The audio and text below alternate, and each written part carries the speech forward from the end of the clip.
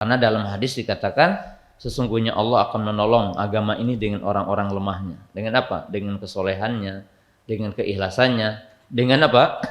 Dengan doanya.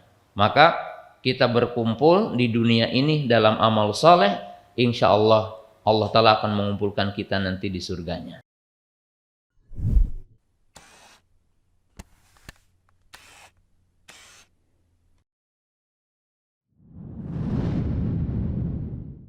Assalamualaikum warahmatullahi wabarakatuh.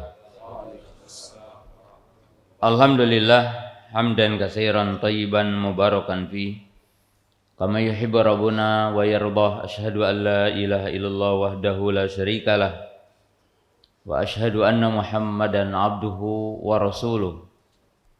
Wassalatu wassalamu ala Rasulillah wa ala alihi wa ashabihi wa man tabi'ahum bi ihsanin ila yaumiddin, amma ba'du.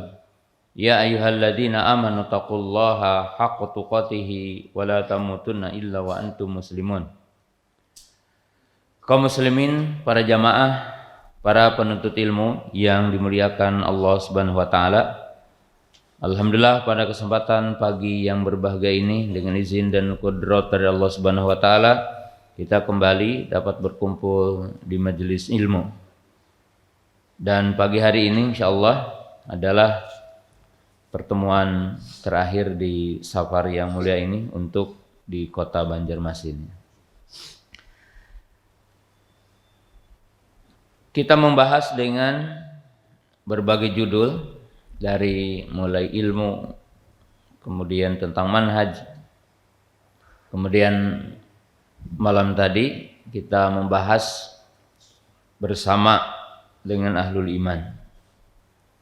Subuhnya ada relevansi bersama di surga. Masya Allah. Kaum muslimin jamaah yang dirahmati Allah Subhanahu wa taala, kita mengimani bahwa orang beriman akan masuk surga semuanya tanpa terkecuali. Karena Allah Subhanahu wa taala telah berfirman, "Wa basyiril ladzina amanu wa amilus solihati anna lahum jannatin tajri min tahtihal anhar." Beri kabar gembira orang-orang yang beriman dan beramal saleh bahwa bagi mereka surga, artinya surga-surga yang mengalir di bawahnya sungai. Ayat itu menunjukkan bahwa semua orang beriman pasti masuk surga tanpa terkecuali. Tapi masuk surganya orang beriman tentunya bertingkat-tingkat. Tapi kita wajib mengimani semua orang beriman masuk surga.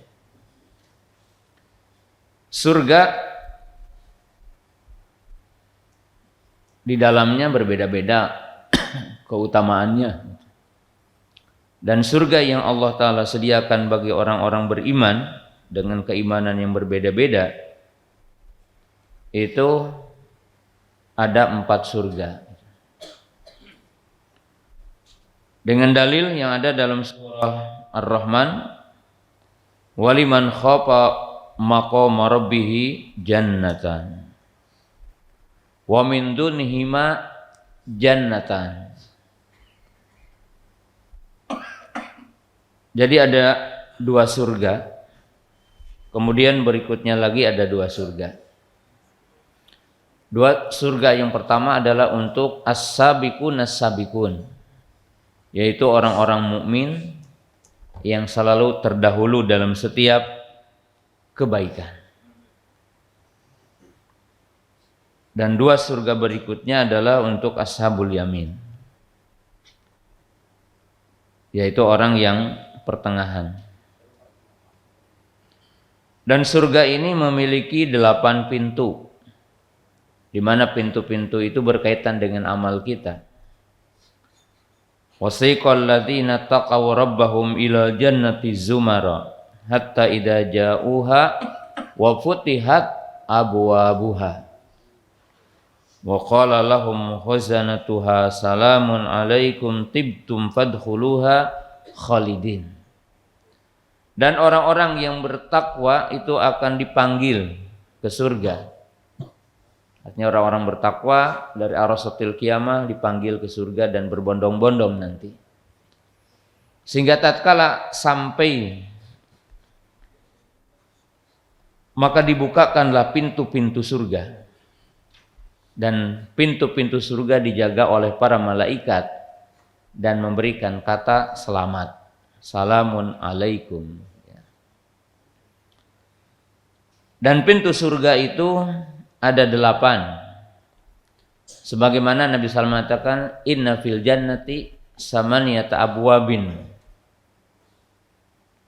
Minha yuqalu lahu rayyan la yadkhuluhu illa shaimun. Sesungguhnya di surga itu ada 8 pintu, yang salah satu pintunya namanya Ar-Rayyan, yang tidak akan masuk lewat pintu tersebut kecuali orang-orang yang berpuasa. Jadi ada pintu Rayyan. Dan pintu-pintu yang lainnya ada pintu sholat, pintu sedekah, pintu jihad, ada babul aiman, ada babul walid, ada babul la haula wala quwata illa billah. Itu nama-nama pintu. Qala Nabi sallallahu alaihi wasallam, "Faman kana min ahli sholati du'iya min babi salat, wa man kana min ahli shadaqati du'iya min babi shadaqah, wa man kana min ahli jihadi du'iya min babil jihad, wa man kana min ahli siyami du'iya min babir rayyan." Siapa di antara kita dari ahli salat maka akan diseru dari pintu salat. Dan siapa di antara kita dari ahlu sedekah maka akan diseru dari pintu sedekah. Dan siapa di antara kita dari ahli jihad maka akan diseru dari pintu jihad. Dan siapa di antara kita dari ahlu puasa maka akan diseru dari pintu Rayyan. Itu nama-nama pintunya. Dan surga ini memiliki 100 tingkatan. Dan tingkatan yang paling tinggi adalah surga Firdaus. Qala Nabi sallallahu alaihi wasallam, inna fil jannati mi'ata darajatin a'addaha lil mujahidina fi sabilillah. Sesungguhnya di surga itu ada 100 tingkatan yang Allah Subhanahu wa taala sediakan bagi orang-orang yang berjihad di jalannya. Wa qala Nabi sallallahu alaihi wasallam, wa ma bainahuma ma bainas sama'i wal ard. Dan jauh dari setiap tingkatan itu seperti jauhnya dari bumi dan langit.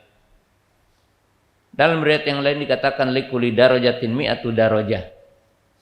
Jadi dalam setiap tingkatan dari yang 100 itu 100 tingkatan lagi.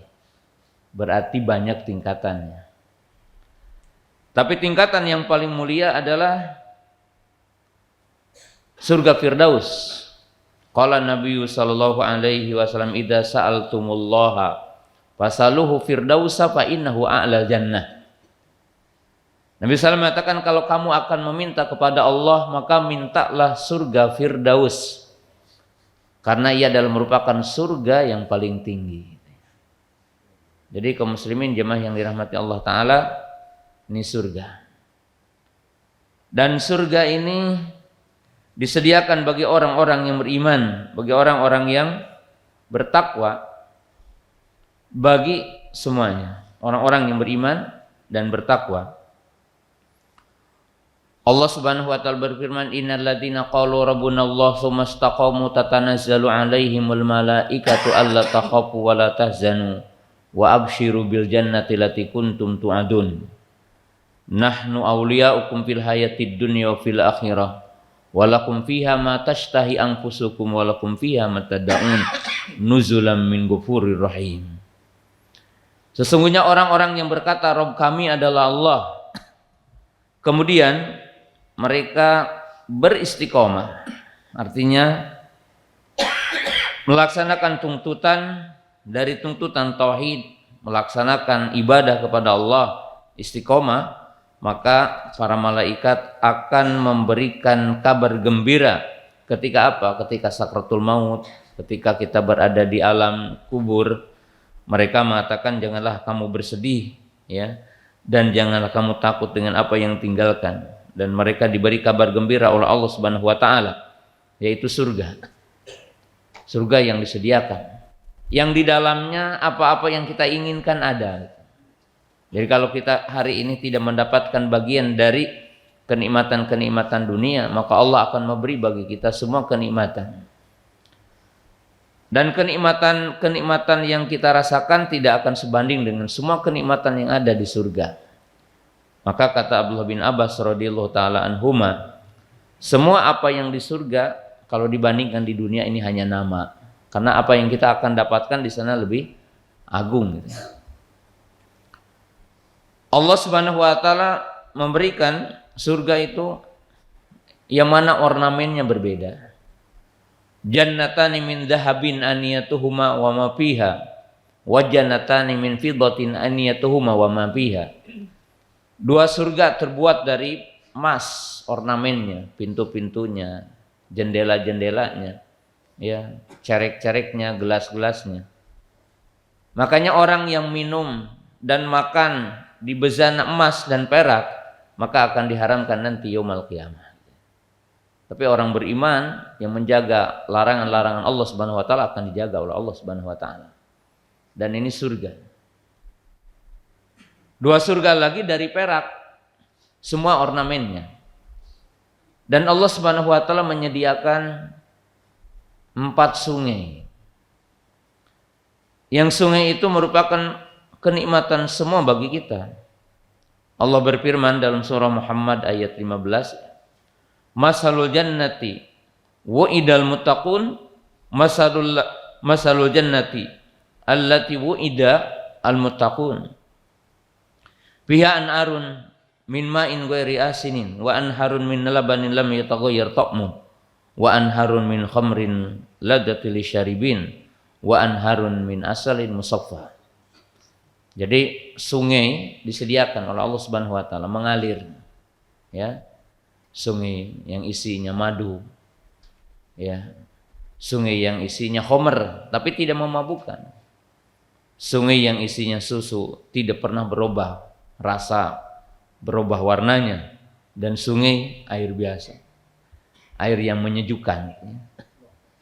Itu semuanya disediakan Allah bagi orang-orang yang beriman, dari orang-orang yang bertakwa. Kemudian orang beriman akan masuk surga, tentunya berbeda-beda dari sisi masuknya. Hanya dijamin semua orang beriman akan masuk surga. Ada yang masuk surga dengan tanpa adab dan hisab, melenggang langsung, ya, dari arasatil qiyamah menuju surga. Tidak dihisab, tidak diazab. Yang disebutkan dalam hadis sab'una alfan min ummati yadkhulunal jannata min ghairi adzabin wala hisabin humul ladina la yastarqun wala yaktawun wala yatatayyarun wa ala rabbihim yatawakkalun. 70.000 orang di antara umatku akan masuk surga dengan tanpa adab dan hisab. Mereka orang-orang yang tidak meminta diruqyah, tidak melakukan pengobatan dengan kai, dan mereka tidak melakukan tatayyur. Mereka bertawakal kepada Allah Subhanahu wa taala. Nah, ini melenggang langsungnya. Kemudian ia masuk surga tapi melewati fase arasatil qiyamah, dihisab. Tapi mereka adalah hisaban yasira, hisab yang mudah. Tidak ada munaqashah yang lama gitu. Melenggang. Dan mereka menjadi orang yang pertama masuk surga, tapi melewati sirat. Melewati jisrun baina dhahril jannah. Melewati jembatan di atas neraka, dan tergantung amal kita lewatnya. Makanya Nabi sallallahu alaihi wasallam berada di pintu surga dan beliau mengatakan ummati ummati, umatku umatku. Kemudian penjaga pintu surga bertanya, man anta? Ana Muhammad. Siapa kamu? Aku adalah Muhammad. Maka malaikat penjaga surga mengatakan, aku diperintahkan Allah agar tidak memasukkan orang sebelummu. Artinya Nabi SAW adalah orang yang pertama mengetuk pintu surga. Qala Nabi SAW wa anna awwalu man atraqa babal jannah. Man atraqa babal jannah. Aku adalah orang yang pertama mengetuk pintu surga. Dan orang-orang yang pertama akan masuk surga dari umat ini, dari seluruh umat manusia di muka bumi ini. Qala Nabi sallallahu alaihi wasallam nahnu akhirun sabiquna yaumal qiyamah. Kita ini adalah orang yang paling akhir dari penduduk bumi, tapi kita menjadi orang yang pertama masuk surga. Dan yang pertama masuk surga adalah muhajir, orang-orang muhajirun, artinya para muhajir dari sahabat Nabi Shallallahu Alaihi Wasallam. Wa awalul muhajirin fuqara'il muhajirin summa aghniyahum. Dan orang yang pertama masuk surga dari kaum muhajir adalah orang-orang fakirnya. Disebutkan berapa? Arba'ina kharifan. Antara orang kaya dengan orang miskinnya itu 40 kharif, atau disebutkan 40 tahun. Semuanya berbeda, ya. Al-awwal fal-awwal. Ya. Dan di antara kita ada yang sebenarnya ke neraka, harus mampir dulu ke neraka, tapi dapat syafaat dari Nabi, dapat syafaat dari para malaikat, dan dapat syafaat dari saudaranya, maka masuk surga setelah dapat syafaat. Di antara kita ada yang mampir dulu ke neraka, naudzubillahi min dzalik. Di antara kita ada yang ke neraka dulu. Allah berfirman dalam surah Maryam ketika orang beriman lewat sirat, karena orang kafir tidak lewat sirat. Orang kafir langsung ke neraka. Orang beriman melewati sirat. Maka Allah berfirman, wa im minkum illa wariduha. Kemudian disebutkan ayatnya, summa nunajjil ladzina taqaw wa nadharu dhalimina fiha jisya. Dan tidak ada di antara kalian kecuali akan melewati sirat. Yang sirat itu dahdul muzillah. Itu sirat miring, kecil dan licin. Kalalib, ada kail-kail dan akan menyambar-nyambar. Dan api neraka dari bawah menyala-nyala. Maka manusia, orang-orang beriman, ada yang lewat seperti cahaya, ada seperti angin berhembus, seperti kuda lari, seperti unta lari, seperti orang biasa lari. Ada yang berjalan biasa, ada yang ngesot. Jadi bayangkan berjalan dengan pantatnya melewati sirat. Tapi di antara kita ada yang terpeleset dan masuk neraka dulu. Na'udzubillahi min dzalik. Kemudian Allah menyelamatkan orang-orang yang bertakwa. Sumanunajjil ladzina taqaw. Gitu. Jadi masuk surga bagi orang beriman pasti, tapi berbeda-beda. Dan di antara kita ada yang masuk neraka dulu. Dan di neraka pun dari orang beriman berbeda-beda. Ada yang diberi syafaat sebelum habis dosanya.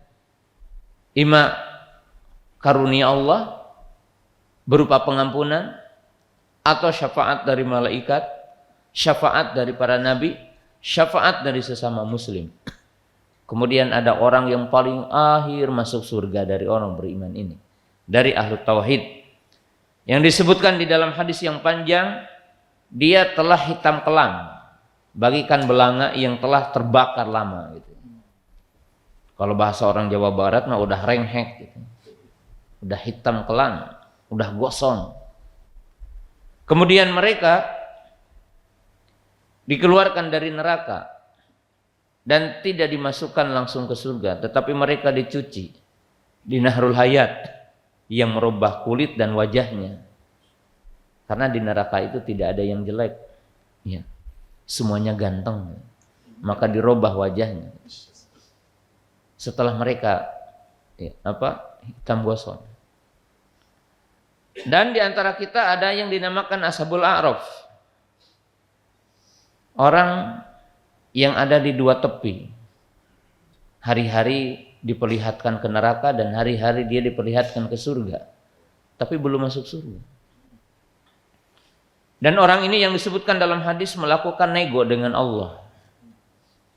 Ya Allah, katanya, coba aku berikan di tamannya surga. Minta ya. Kalau kita juga kan lihat rumah orang, lihat ya duduk di tamannya aja. Ya sama, ceritanya juga seperti itu. Kemudian minta masuk, sampai minta masuk, tapi masuknya berbeda. Nah ini menunjukkan cerita yang kita akan lewati surga. Tapi orang beriman semuanya akan masuk surga dengan jaminan Allah Subhanahu wa taala. Tapi mungkin ada yang ke neraka dulu, ada yang berbeda-beda. Dan di surga kita berbeda-beda. Keindahannya, nikmat yang kita dapatkan, derajatnya berbeda-beda. Dan yang membedakan derajat kita ada 4 sebab. Jadi ada 4 poin yang akan membedakan derajat kita di surga. Yang pertama, derajat surga itu dicapai dengan iman. Allah berfirman dalam surah Al-Anfal ayat 2 sampai ayat 4. Innamal mu'minuna alladzina idza dzukirallahu wajilat qulubuhum wa idza tuliyat 'alaihim ayatuhu zadatuhum imana wa 'ala rabbihim yatawakkalun alladzina yuqimunas salata wa mimma razaqnahum yunfikun. Ulaika humul mu'minuna haqqan lahum darajatun inda rabbihim. Yang pertama, kedudukan kita di surga tergantung kedudukan iman kita. Artinya semakin sempurna iman kita akan semakin tinggi derajat kita di surga. Semakin lemah iman kita dan semakin cacat iman kita, maka juga akan semakin rendah kedudukan kita di surga. Yang kedua dengan sebab amal soleh. Ya tergantung amal. Walaupun tentunya iman bagian dari amal. Allah Ta'ala berfirman dalam surah Toha ayat 75. Allah berfirman, wa may ya'tihi mu'mina qad amila sholihat fa ulaika lahum darajatul ula. Barang siapa yang datang kepada Allah dalam keadaan beriman dan beramal soleh, maka bagi mereka derajat yang tinggi. Jadi perbedaan kita di surga ditentukan dari sholatnya. Kalau kita sholat tanpa sholat sunnah, itu berbeda dengan orang yang sholat wajib saja. Orang yang puasa plus puasa sunnah, itu berbeda dengan orang yang menjaga puasa saja. Dan seterusnya. Semakin banyak amal soleh kita, akan semakin tinggi kedudukan kita di surga. Yang ketiga, dengan sebab kita berjihad di jalan Allah. Dan ini disebutkan dalam surah An-Nisa ayat 95-96. Allah berfirman, la yastawil qa'iduna minal mu'minina ghairi ulil darari wal mujahiduna fi sabilillah. Tidak sama orang-orang yang berpangku tangan, diam, tidak berjihad tanpa udzur dengan orang-orang yang berjihad. Kemudian Allah menyebutkan di ujung ayat, faddalallahu al-mujahidina 'alal qa'idina. Allah Subhanahu wa taala mengutamakan orang-orang yang berjihad. Ya. Ajran azima. Pahala yang agung. Darajatum minhu. Allah memberikan derajat darinya.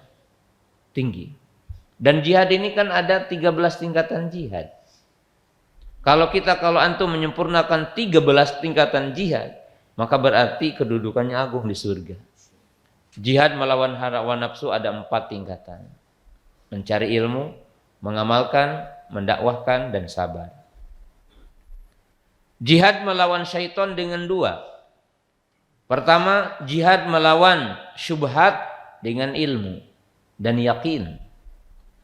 Dan jihad melawan syahwat yang dilantorkan oleh syaitan laknatullah, artinya berupa syahwat, maka itu adalah dengan sabar. Berarti ini adalah 6 tingkatan. Jihad melawan pelaku kezaliman, pelaku maksiat, pelaku bid'ah dengan 3, dengan kekuasaan, tangan, dengan lisan, dengan hati. Berarti 9. Jihad melawan orang kafir, orang-orang munafik dengan 4 tingkatan. Yaitu dengan tangan, kekuasaan, dengan harta, dengan lisan, dan dengan hati. Maka 13 tingkatan jihad. Siapa yang menyempurnakan tingkatan jihad yang 13 berarti punya derajat yang tinggi nanti di surga. Berbeda dengan yang lainnya. Nah ini semuanya kita berbeda ya tingkatannya. Tergantung 3 poin tadi. Kemudian akan dibedakan dengan poin yang keempat, yaitu dengan ilmu.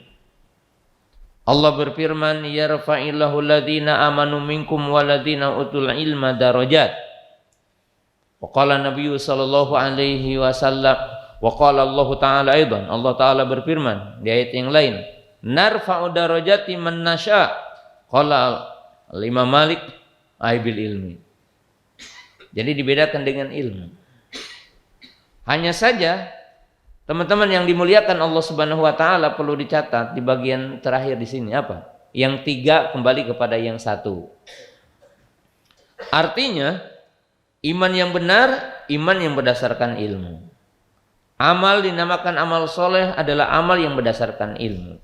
Dan jihad yang benar adalah jihad yang berdasarkan ilmu. Maka yang 3 kembali kepada yang 1, yaitu ilmu.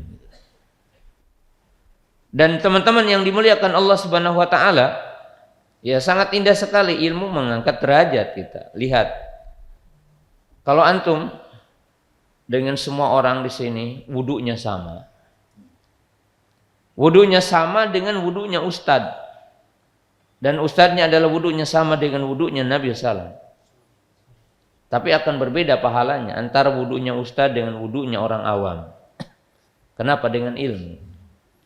Orang awam wudu, alhamdulillah sesuai dengan sunnah. Tapi hanya mendengar. Pahalanya berbeda. Dengan ustadz yang meneliti. Oh ini hadisnya, ayat Qur'annya gitu kan, diteliti maknanya. Bahkan meneliti makna ayat Al-Quran surah Al-Ma'idah ayat 6. Ya ayyuhalladzina amanu idza kuntum ila sholati faghsilu wujuhakum wa aydiyakum ilal marafiq wamsahu bi ru'usikum wa arjulakum ilal ka'bain. Oh diteliti ayat ini. Wawunya apakah litartib atau wudu itu tidak wajib tartib sampai siku ataupun sampai mana, itu diteliti. Kemudian meneliti tentang kaifiyah secara sempurna, memisahkan yang dhaif, yang sahihnya gitu kan. Maknanya seperti apa? Beda dengan antum yang tiba-tiba jadi gitu, dengarkan dari ustaz. Oh, kayak gini wudu itu udah selesai. Beda dengan seorang alim yang menelaah hadis. Maka dikatakan dalam hadis, fadlul alimi 'alal 'abidi kafadlil qamari lailatal badari 'ala sairil kawakibi. Perumpamaan orang berilmu dengan ahlu ibadah adalah bagaikan bulan purnama dengan bintang-bintang yang ada. Itu jelaskan. Nah, jadi kaum muslimin, teman-teman yang dimuliakan Allah Subhanahu wa taala, surga bertingkat-tingkat. Dan orang beriman akan berbeda-beda kedudukannya di surga. Jadi kedudukannya apa? Di surga. Berbeda-beda kedudukannya. Tergantung sejauh mana kita menyempurnakan 4 poin yang tadi. Menyempurnakan iman, menyempurnakan amal soleh, menyempurnakan jihad, dan menyempurnakan ilmu kita. Maka ketika kita bawakan judul masuk surga bersama, maka maknanya ada 2. Yang pertama, masuk surga bersama walaupun tingkatannya berbeda-beda. Seperti antum juga kuliah di mana? Di perguruan tinggi anu. Tapi apa? Ya, semesternya berbeda. Karena beda masuk gitu. Atau mungkin antum juga tahu, sekedar contoh ya. Satu hotel tapi ada superior, delap, apa? Ya, VIP. VIP. Suite. Ya, bayarnya beda. Bayarnya 500 dengan bayarnya 2 juta gitu. Ya.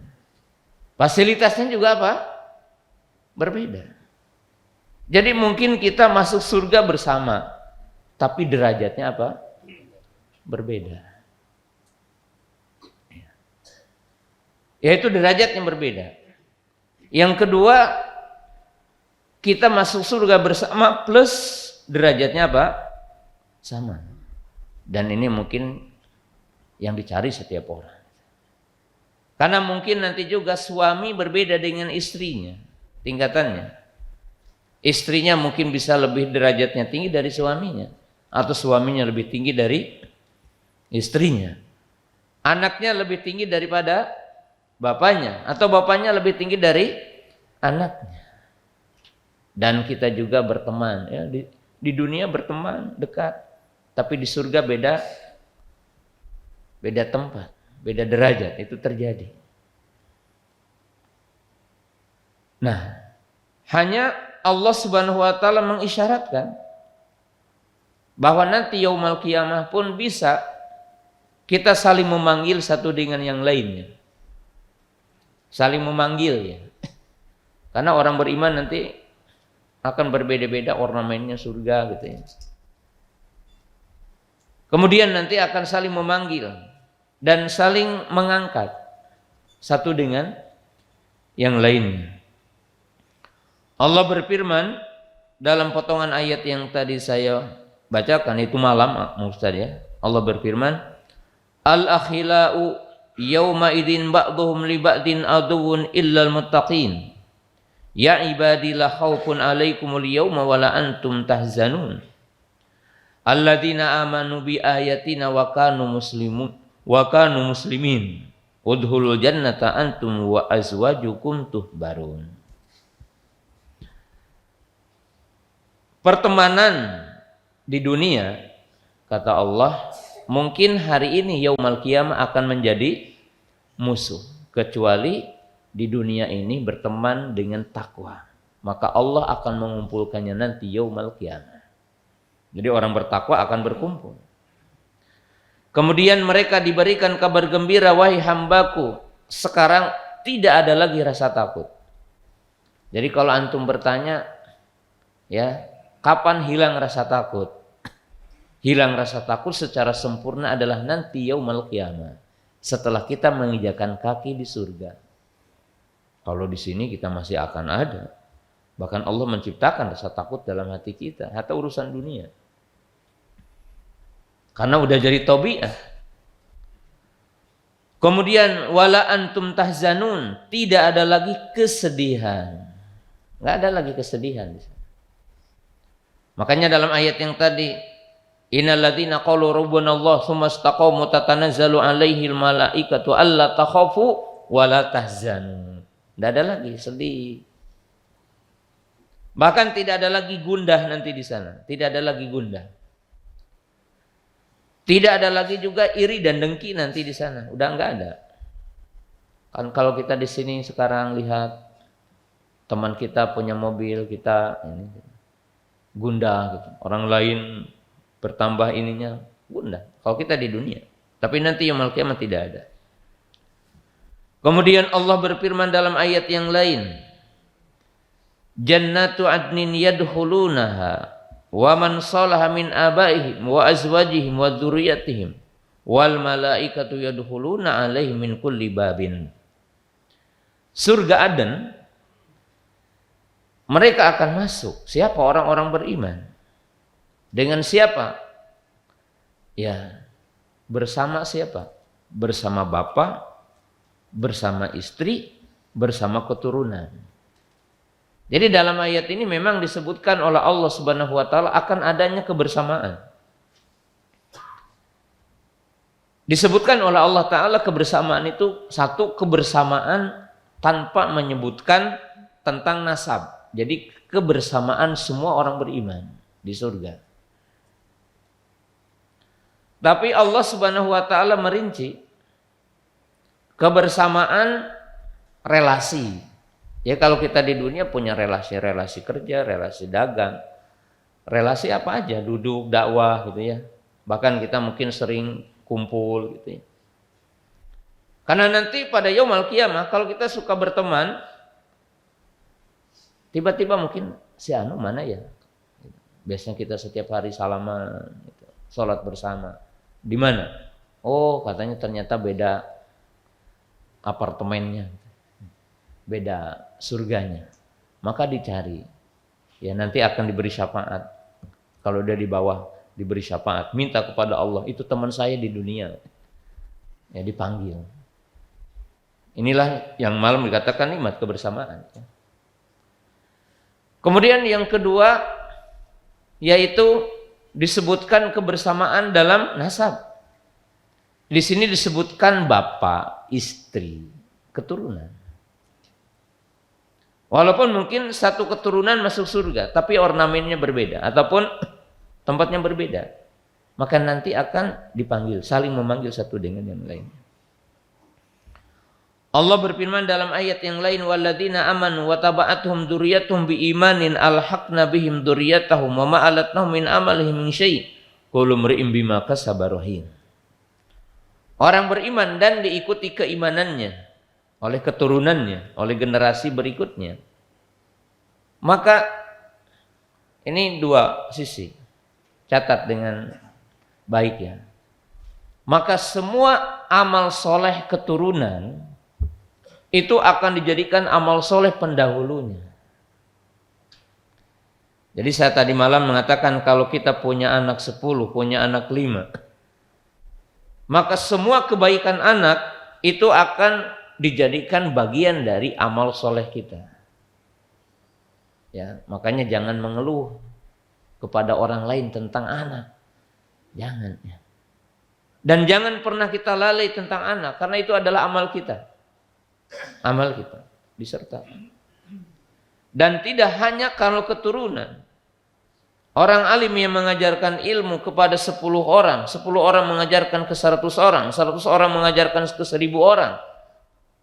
Maka silsilah muridnya itu mengalirkan kepada guru pertamanya. Dan itu keindahan ilmu. Ya. Tapi sisi yang kedua, makna ayat ini disebutkan oleh para ulama. Jadi kalau ditakdirkan nanti anaknya adalah di atas bapaknya di surga, maka anaknya akan mengambil bapaknya di tingkatannya. Dipanggil. Dia meminta kepada Allah, ya Allah, bapakku ada di bawahku. Maka ia meminta kepada Allah, ya Allah, bawa mereka kepada tingkatanku. Maka dibawa. Dan ini indah ya. Kemudian Allah Subhanahu wa taala berfirman dalam ayat yang lain yang semakna dengan ayat yang tadi. Jannatu adin yadkhulunah wa man shala min abaihim wa azwajihim wa dzurriyyatihim. Jadi ini tentang manusia di surga.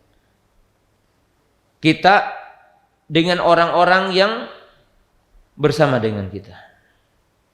Jadi orang-orang yang semasa dengan kita di dunia ini, dalam iman, dalam takwa, dalam perjuangan.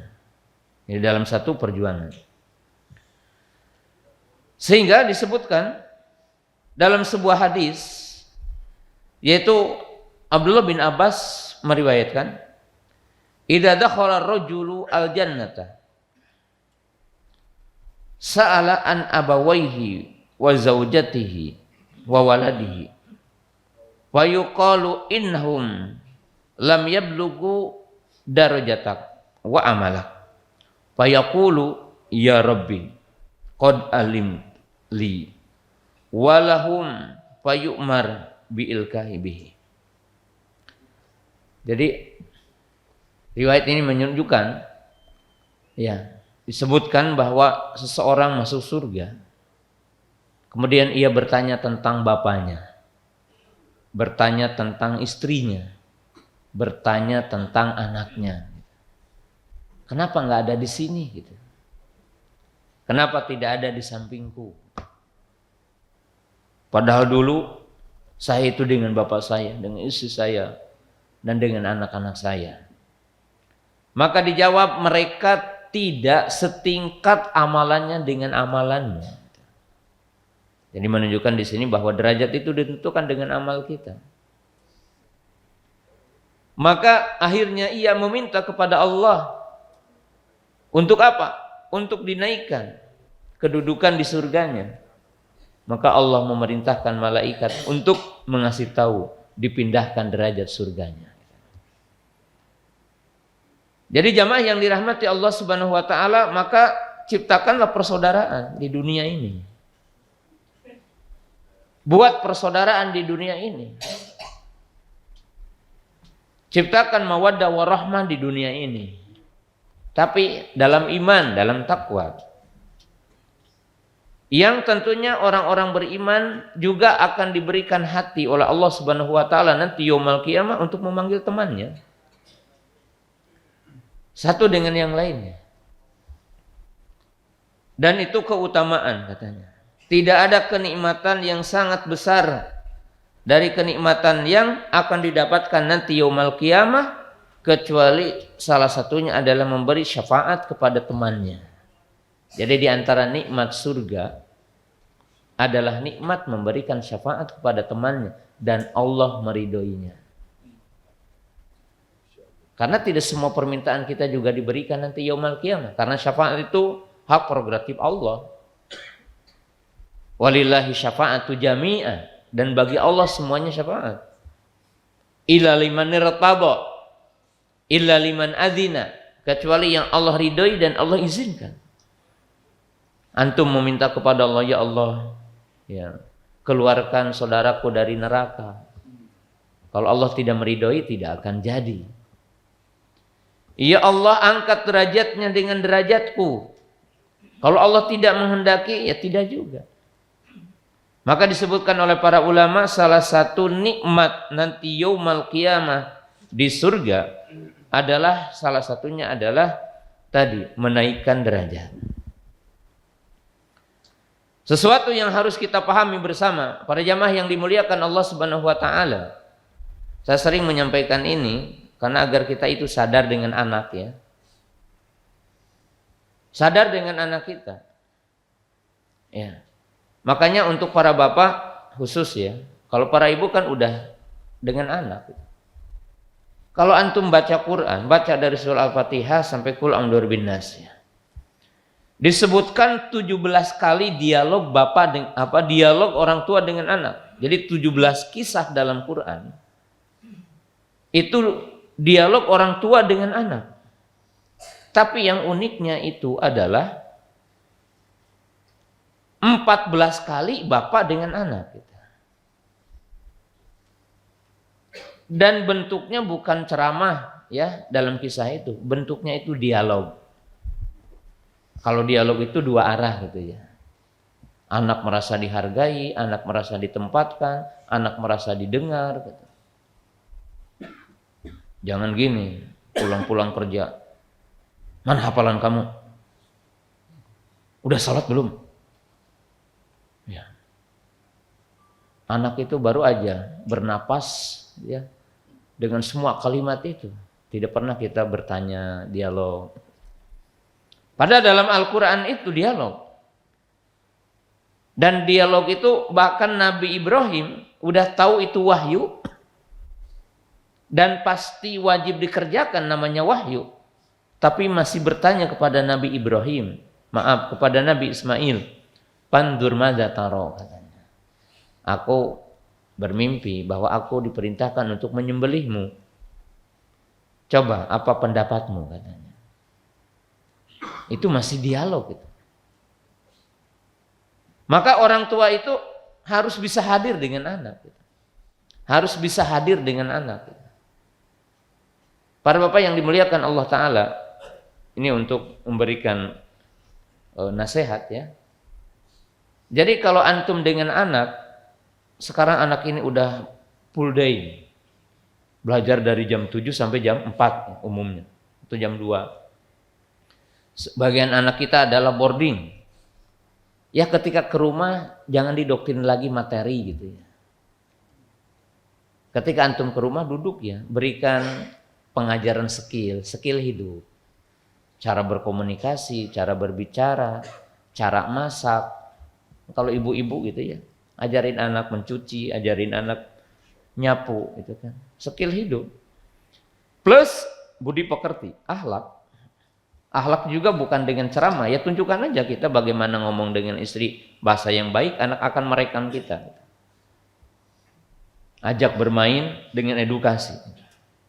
Jadi kalau sekarang anak antum akan libur nih di bulan Desember umumnya nanti, jangan di rumah itu didoktrin lagi mana hafalan kamu gitu, ya. Cuma seminggu-minggunya ingin istirahat, ya. Antum jadi bapak yang itu, ya, yang bijak. Jangan jadi bapak yang dolim atas hak anak. Makanya wajar kalau antum hari ini juga, ya, udah tua-tua touring ke sana kemari, itu menunjukkan dulunya enggak selesai mainnya gitu.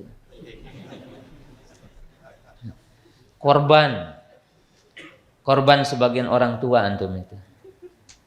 Makanya mestinya bersama anak ini main udah tua. Bukan tidak boleh, boleh aja, tapi jangan menghabiskan hak anak gitu. Iya. Saya akan akhiri hadis gitu ya, bahwa Nabi SAW bersabda, hadis Abu Hurairah, inna rajula la yurfa'u darajatuhu fil jannah. Atau hadisnya innallaha la yarfa'u darajatal 'abdi fil jannah. Faqala ana hadza qala bistighfari waladikala. Sesungguhnya Allah Subhanahu wa taala benar-benar akan mengangkat derajat seorang hamba di surga. Orang tersebut heran katanya. Kalau aku ingat-ingat dengan amalku di dunia, aku tidak sepadan dapat surga ini katanya. Maka dijawab, kamu enggak ingat katanya. Ini adalah istighfar dan amal soleh anakmu di dunia ini. Jadi Pak, Bu, jangan berat mendidik anak gitu. Dan jangan pelit mengeluarkan uang untuk mendidik anak. Karena itu adalah merupakan amal buat kita. Dan saya sering menyampaikan, Bapak, Bu, jangan pernah menuntut anak untuk timbal balik kepada kita gitu ya. Bahkan jangan didoktrin itu anak itu. Untuk itu. Ajarin aja kan, anak yang soleh itu pasti berbakti kepada orang tua. Dan kita pun harus sadar ya, kalau bapak ibu dikasih mobil mewah, mobil itu akan ditinggal juga sama kita. Kalau bapak dikasih rumah yang mewah itu sama anak, ya bahkan mungkin udah dibuatkan besoknya untuk orang lain. Itu dunia. Tapi kalau amal soleh menyertai kita. Banyaknya seorang istri meminta kepada suaminya, Pak, ayo bikin rumah, ayo bikin rumah, bikin rumah. Allah mentakdirkan ia lebih dulu meninggal dunia. Ternyata rumahnya untuk siapa? Istri yang kedua. Itu dunia itu. Meninggal dunia lebih dulu. Habis itu rumahnya untuk siapa? Suaminya nikah lagi. Walaupun suaminya pernah bilang ketika di penguburan, aku tidak bisa hidup tanpamu. Itu cuma hari itu. Besoknya minta nikah lagi. Itu dunia. Jadi kita harus ingat ya. Tentang tanggung jawab anak itu sangat besar dan pahalanya pun sangat besar. Jadi demikian gambaran kita masuk surga itu. Ada masuk surga bersama tapi beda tingkatan. Masuk surga bersama dengan sama apa? Tingkatan. Dan orang mukmin akan saling memberi apa? Syafaat nanti yaumal qiyamah, dan itu nikmat yang sangat agung. Demikian apa yang saya bisa sampaikan. Pas lewat 15 dan menyisakan waktu 15 menit insyaallah. Baik keluarga sekalian, kita masuki sesi yang kedua, bertanya jawab. Ada hendak batakun dari bapak-bapaknya dulu? Ada. Baik. Dari ummahat di belakang sana ada jualah. Insya Allah ada 3 buku yang akan kita hadiahkan kepada para penanya. Lamun hendak ada nang mana hadiahnya silakan beri untuk dah ada bapak insyaallah. Baik, silakan. Bismillah. Saya tadi kurang mengerti pada poin yang disebutkan bahwa ada anak yang berada di tingkatan berbeda dengan bapaknya.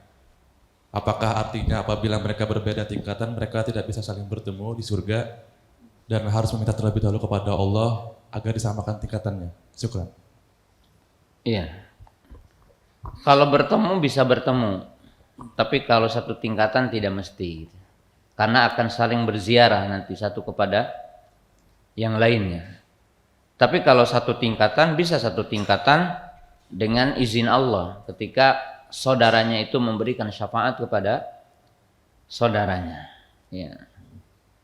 Ya seperti kita di dunia juga kan memberi syafaat gitu ya. Orang yang semestinya dihukum 15 tahun diberi syafaat menjadi 10 tahun gitu kan. Itu ada pemberi syafaat di dunia. Di akhirat juga sama. Bahwa kita meminta syafaat kepada Allah. Artinya meminta kepada Allah agar ya temannya dikeluarkan dari neraka, agar temannya dinaikkan derajat dalam surga. Walaupun hadis yang tadi itu memang tidak sahih ya. Saya lupa tadi mengingatkan. Tetapi maknanya dibenarkan dalam Quran. Dalam arti orang yang dibawa bisa naik ke atas dengan syafaat sesama muslim. Apakah Yahudi dan Nasrani juga masuk surga seperti yang dijelaskan pada hadis tentang 72 dan 73 golongan? Yahudi dan Nasrani masuk surga dengan 2 syarat. Kalau Yahudi dan Nasrani di masanya sebelum Nabi SAW itu diutus, maka yang beriman kepada Rasul mereka dan mereka menjadi ahli iman, maka mereka akan masuk surga. Seperti orang beriman akan masuk surga. Dan di surganya sama, tergantung mereka juga amal solehnya, mentaati nabi-nabinya, beramal soleh syariat di zamannya. Adapun orang Yahudi dan Nasrani yang hari ini setelah diutusnya Nabi kita Muhammad SAW, maka syaratnya adalah masuk Islam. Kalau tidak masuk Islam, maka tidak bisa masuk surga dan mereka akan ke neraka dan kekal di neraka. Ya, karena tentunya Allah telah berfirman, Inna dina indallahil Islam wa may yabtaghi ghairul islami dina fala yuqbala minhu wa huwa fil akhirati minal khasirin. Qala Nabi sallallahu alaihi wasallam, waladin nafsi biyadihi la yasma'u bi ahadun yahudiyun wala nasraniyun walam yu'minu billadzi ursiltu illa huwa min ashabin nar. Tidaklah semua orang yang mendengar akan kenabianku, baik dia Yahudi ataupun Nasrani dan yang lainnya, Majusi atau yang lainnya, dan dia tidak beriman kepada apa yang aku bawa, kecuali dia akan menjadi penghuni neraka. Jadi itu lobitnya. Jadi kalau Yahudi yang dulu yang beriman kepada nabinya, beriman kepada rasulnya, melaksanakan ketaatan, dan orang-orang Nasrani yang ketika di masa diutusnya Nabi Isa alaihissalam dan mereka beriman ya dan beramal soleh, maka mereka akan masuk surga. Yang sekarang wajib masuk mengikuti syariat Nabi kita Muhammad sallallahu alaihi wasallam. Ustaz, apakah orang muslim yang mati karena bunuh diri kekal di neraka atau bisa masuk surga setelah di neraka? Pertama, kita beriman usatul muwahhidin, usatul mu'minin yadkhulunal jannah. Orang yang melakukan maksiat dari ahlu tauhid atau pelaku maksiat dari ahlu iman itu tetap akan masuk surga. Tapi diancam dengan neraka. Jadi diancam dengan neraka. Nah, kemudian yang kedua, tidak setiap orang yang melakukan dosa akan ke neraka. Tapi kalau diancam neraka iya. Ini pahami ya. Kalau antum salah ini bukan ahlu sunnah. Jadi pelaku maksiat dari ahlul iman, baik maksiat besar atau kecil, itu muwa'ad binar, diancam dengan neraka. Lakin la yalzam duhulin nar, tapi tidak mesti ke neraka. Kenapa? Karena ada syafaat. Innallaha la yaghfiru ayyushraka bihi wa yaghfiru ma duna dzalika liman yasha. Maka dalam akidah ahli sunnah disebutkan oleh Imam Ahmad, Imam Muzani dan yang lainnya bahwa kita tidak memastikan orang-orang yang nampak melakukan kebaikan di dunia dari ahlul iman, kita menjamin dia ke surga. Jadi kalau antum melihat ada orang soleh, wah ini pasti ke surga, nggak boleh. Karena kita tidak tahu apa yang tersembunyi dalam orang itu. Yang kedua, kita juga tidak boleh kalau kita melihat orang melakukan dosa, berzina, minum khamr, atau dia mencuri, atau tadi membunuh. Kemudian kita katakan, wah si Anu pasti ke neraka. tidak boleh kita. Tapi kita meyakini bahwa pelaku dosa itu diancam neraka. Kenapa? Karena ada pengampunan Allah. Allah mungkin juga mengampuni sebagian hambanya yang Allah kehendaki. Atau mendapatkan syafaat dari Nabi SAW. Atau mendapatkan syafaat dari sesama apa? Muslim. Nah, itu keyakinan kita. Nah, tapi pembunuh itu diancam dengan neraka. Bahkan ancaman dalam surah ya An-Nisa itu ancamannya lama kan itu. Masuk nerakanya kemungkinan lama orang yang membunuh. Kemudian setelahnya izin bertanya, kalau kita menjalankan ibadah sholat wajib, puasa bulan Ramadan, tapi amalan yang lain tidak ada yang menonjol, seperti puasa Senin Kamis, terkadang puasa, terkadang tidak, terus sedekah sedikit, amalan-amal yang lain biasa-biasa saja. Yang penting tidak menyekutukan Allah. Bagaimana dengan orang seperti ini? Ya, orang seperti ini mukmin. Ya, tapi mukmin itu kan as-sabiqun as-sabiqun ulaikal muqarrabun wasari'u ila magfiratin mir rabbikum wa jannatin arduhas samawati wal ard. Ada ashabul yamin. Karena orang mukmin itu ada 3 tingkatan orang beriman itu. Tingkatan yang pertama yang melaksanakan semua perintah, menjauhi semua larangan, dan menyempurnakan mustahabat dan menjauhi makruhat sampai ya menyedikitkan mubahat gitu ya. Ini sabikun sabikun, surganya juga berbeda gitu. Yang kedua adalah muqtasid, yang pertengahan, ashabul yamin, itu orang-orang yang menjaga perintah, menjaga larangan, tapi muqassirat, orangnya lalai. Ya lalai memang dari apa yang mustahabat, yang mungkin kadang melakukan yang makruh, maka mereka akan masuk surga. Tapi surganya berbeda. Nah, yang ketiga baru yang dinamakan zalimul nafsi, orang-orang yang mendolimi dirinya. Qad taraka ba'dha al-wajibat wa qad waqa'a fi ba'dil manhiyat. Yaitu orang yang terkadang meninggalkan perkara yang diwajibkan atau dia melakukan perkara yang diharamkan. Tetapi di sini ada batasan juga. Tidak meninggalkan perkara yang kalau ditinggalkan menjadikan dia kafir. Tidak melakukan apa yang diharamkan yang apabila dilakukan sampai kepada derajat kafir. Yang dimaksud yang di lain itu. Maka ini dikatakan tahta masyiatillah, orang yang seperti ini di bawah masyiah Allah. Artinya apabila Allah berkehendak akan mengadabnya, apabila Allah tidak berkehendak untuk memaafkannya, maka Allah akan memaafkannya. Nah, maka di antara keagungan Islam dan kasih sayang Allah kepada kita, kaidahnya begini. Jika Allah menjanjikan balasan kebaikan dari amal soleh, maka mesti Allah memberikannya. Siapa yang melakukan ini pahalanya ini, siapa yang melakukan ini pahala ini. Ini mesti Allah memberikannya. Karena sebagai keadilan Allah. Tapi kalau Allah Ta'ala memberikan ancaman, al-wa'id, siapa yang melakukan ini akan ada ukubah ini. Siapa yang melakukan ini, ukubahnya ini. Hukumannya, azabnya. Maka itu tidak mesti terjadi. Tidak mesti Allah melakukannya. Maksudnya untuk orang beriman, untuk orang kafir ya, untuk orang beriman. Kenapa? Karena Allah memiliki sifat maghfirah, karena Allah memiliki sifat rahmah. Ya, seperti kita juga kan. Kata kita seorang guru umpamanya, siapa yang terlambat 5 menit push up. Tapi terkadang kan antum tiba-tiba anak yang terlambat tidak disuruh push up. Karena ada rahmah kan itu. Ada pemaaf, ada kasih sayang. Dan salah satu nikmat Islam, kita tahu kan, kalau orang kafir masuk Islam, semua dosanya dihapus setelah masuk Islam. Dan semua kebaikan yang pernah dilakukan di masa hidup kekafiran, ada kebaikan-kebaikan, contohnya berbakti kepada orang tua, dermawan sama tetangga, bersikap adil.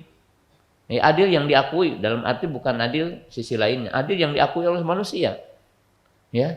Maka akan dicatat setelah dia masuk Islam. tapi dosanya dihapus. Dan itu rahmat Allah kepada hambanya.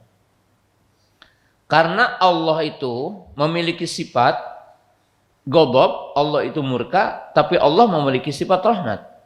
Tapi Allah mengatakan wa rahmati sabaqat ghadabi, dan rahmatku mendahului murkaku gitu.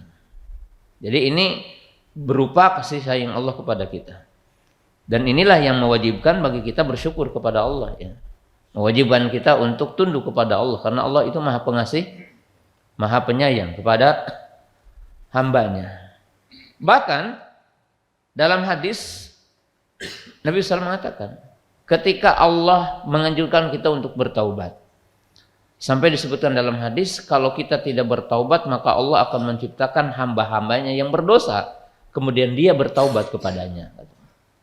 Jadi saking Allah menjelaskan bahwa Allah itu Maha Pengampun, Allah itu Maha Penyayang kepada hambanya, sampai kalau kita tidak mau bertaubat, Allah akan menciptakan yang lain yang dia berdosa, kemudian dia bertaubat kepadanya. Ya, barangkali sampai di sini pembahasan kita di pagi yang berbahagia ini. Ya, mudah-mudahan Allah Subhanahu wa taala selalu memberikan taufik dan hidayah kepada kita ya tentang istiqomah di atas iman, di atas Islam, di atas sunnah. Dan mudah-mudahan dakwah yang hak ini, dakwah sunnah khususnya di provinsi yang mulia ini oleh Allah Subhanahu wa taala ya, dijaga oleh Allah Subhanahu wa taala dan dijaga juru-juru dakwahnya ya, dan juru-juru yang membantu di dalamnya. Nah, itu poin sangat penting, dan saya akan menyampaikan kalimat terakhir bahwa orang beriman itu akan memiliki kelebihan satu dengan yang lainnya. Maka dengan rahmatnya Allah menciptakan surga juga 8 pintu gitu. Ada yang bisa pintu ini kelebihannya, ada yang diberikan untuk masuk dari 8 pintu semuanya. Nah, saya ingin mengakhiri sebuah hadis bahwa Nabi SAW mengatakan ya, inna minan nasi mafatihal khair maghaliqul syarr wa inna minan nasi mafatihal syarri maghaliqul lil khairi fatuba liman ja'alallahu mafatihal khair wa wailun liman ja'alallahu mafatihasy syarr. Manusia itu ada 2 kelompok katanya. Ada orang yang menjadi pembuka pintu-pintu kebaikan, penutup pintu-pintu kejelekan. Di antara kita ada orang yang menjadi pembuka pintu-pintu kejelekan, penutup pintu-pintu kebaikan. Maka berbahagialah bagi orang yang dijadikan Allah sebagai pembuka pintu kebaikan dan penutup pintu kejelekan. Dan celaka bagi orang yang dijadikan Allah sebagai pembuka pintu kejelekan dan penutup pintu kebaikan. Nah, semua kita bisa ya. Ya, kalau Nabi sallallahu alaihi wasallam adalah merupakan pembuka pintu yang utama. Setelah mereka siapa? Orang-orang berilmu. Dengan ilmunya terbuka pintu kebaikan. Setelah mereka siapa? Para penguasa, orang yang diberikan kekuasaan. Dengan kekuasaan ini kan orang jadi presiden, jadi gubernur, jadi bupati, ya, jadi kapolri, jadi kapolda, jadi kapolres, jadi kapolsek, atau apa saja jabatannya. Dengan jabatannya itu membuka pintu-pintu kebaikan. Kajian dijaga gitu kan. Kajian dipersilahkan, tidak dipersulit, itu pembuka kebaikan, orang yang punya kekuasaan. Setelah mereka siapa? Orang-orang yang punya harta. Karena dakwah ini tidak bisa. Dan kita berdakwah dengan harta. Kalau tidak bisa dengan ilmu. Apa? Memberikan fasilitas. Memberangkatkan ustadz ke daerah-daerah. Ini Kalimantan Selatan ini punya daerah-daerah terpencil yang semuanya adalah perlu bensin, nggak bisa jalan kaki kan. Kalau jalan kaki mungkin berapa bulan sampai. Nah, kalau kita tidak punya ilmu, tidak punya harta banyak, apa? Kita punya keahlian apa saja? Keahlian yang kita miliki, infakkan untuk berdakwah. Kalau antum bilang, saya bukan nabi, jelas. Bukan ulama, bukan penguasa, bukan orang yang punya harta, saya pun bukan orang yang punya keahlian. Setidaknya antum adalah bagian yang terpenting dalam hidup, yaitu apa? Sebagai orang yang mendoakan. Ya, karena dalam hadis dikatakan sesungguhnya Allah akan menolong agama ini dengan orang-orang lemahnya. Dengan apa? Dengan kesolehannya, dengan keikhlasannya, dengan apa? Dengan doanya. Maka kita berkumpul di dunia ini dalam amal soleh, insya Allah Allah Ta'ala akan mengumpulkan kita nanti di surganya. Ya. Dan mudah-mudahan kita juga ditempatkan dalam tingkatan yang sama insya Allah. Demikian, mohon maaf atas semua apa yang bisa saya sampaikan dari awal sampai akhir. Subhanakallahumma bihamdika asyhadu an la ilaha illa anta astaghfiruka wa atubu ilaik.